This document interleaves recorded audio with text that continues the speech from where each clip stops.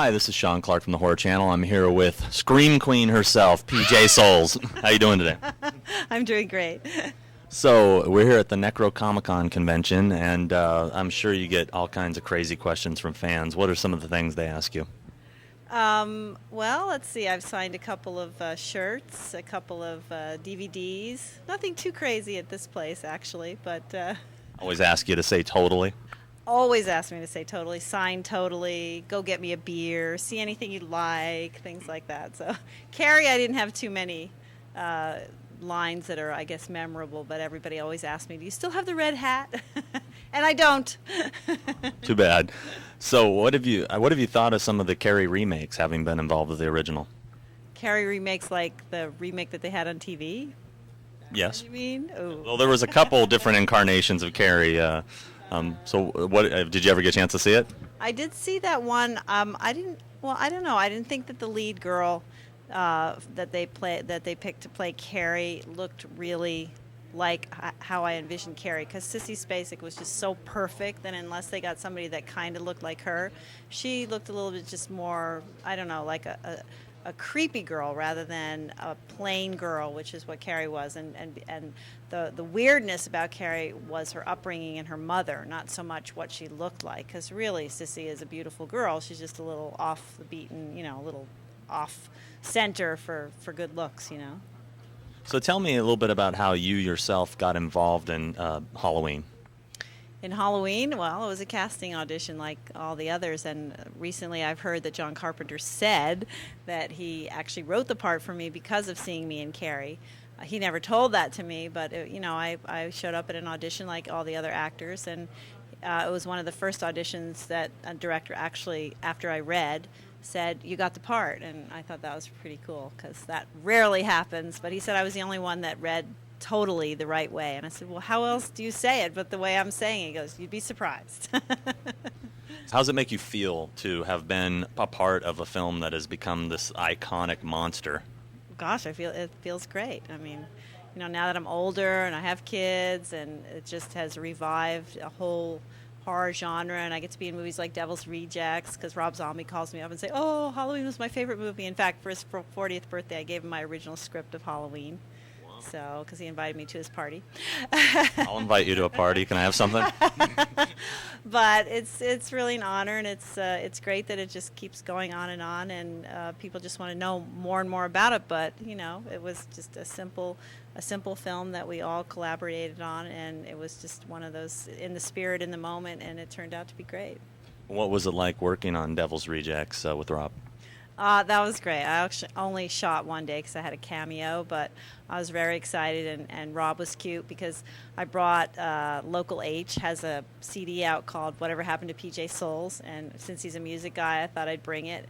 And of course, I didn't know that he was this character. I didn't realize, I had never met him before, but so as soon as I gave it to him, he put it in the CD player, and he just played it the entire day at, the PJ Souls song. So it was pretty funny. But he everybody thinks, of course, that he's got this mysterious, devilish persona, but he's just pure sugar. He's just the nicest guy, and I really enjoyed working with him. He was similar to John Carpenter, too, in the way that very confident and letting you, collaborate and offer whatever you have. He wasn't one of those strict directors like, well, we do it this way, and you got to stick to the script, whatever you wanted to offer. So, speaking of Carpenter, he was well known for having sort of an ensemble of actors he used in several films over and over again. Were you ever approached to do any of his later films at any time?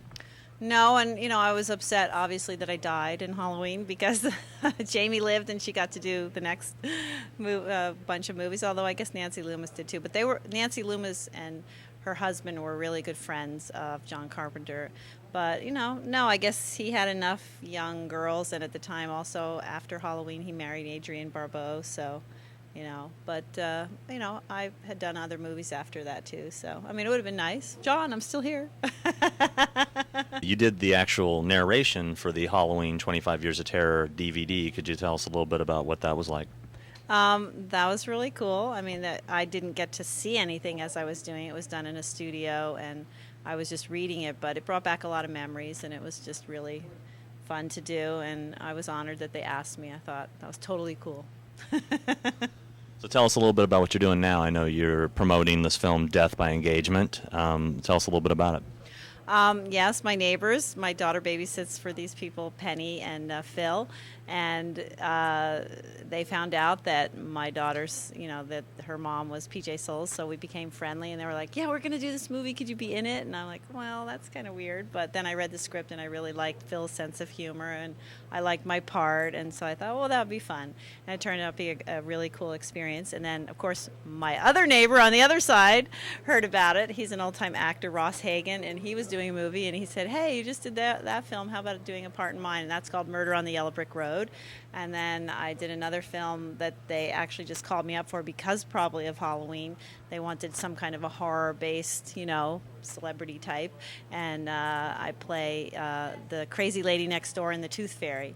And that was shot in Vancouver, and that's kind of a cool thing. I have a really cool role in that. It's about a young girl that is, living with her parents in this house that's haunted by kids whose spirits are not resting because the Tooth Fairy claimed their teeth, but they didn't get the money under the pillow, and so they're wandering the earth. Who else is involved in that project? I don't remember the names. They're mostly Canadian actors. It was Chuck Bowman was the director. I just can't remember the name of the lead girl. Sorry. How does it make you feel to have like these people that grew up watching Halloween now become established directors calling you up and saying, "Would you please be in my movie?" Is it an honor for you, or how's that make you feel? It makes me feel great. It's just that mostly the parts are usually cameos or one day. So it'd be really nice if one of you guys would hire me to be the lead or something. So did you have any involvement in the upcoming release of The Devil's Rejects on DVD? Any special features, interviews, anything? No, no. Rob didn't, maybe he filmed the party where I gave him the present. No, of the script of Halloween. No, I don't think maybe there's some outtakes or something. I don't know. Well, I really appreciate your time. Thanks a lot. This is Sean Clark with the Horror Channel with PJ Souls, and we'll see you later.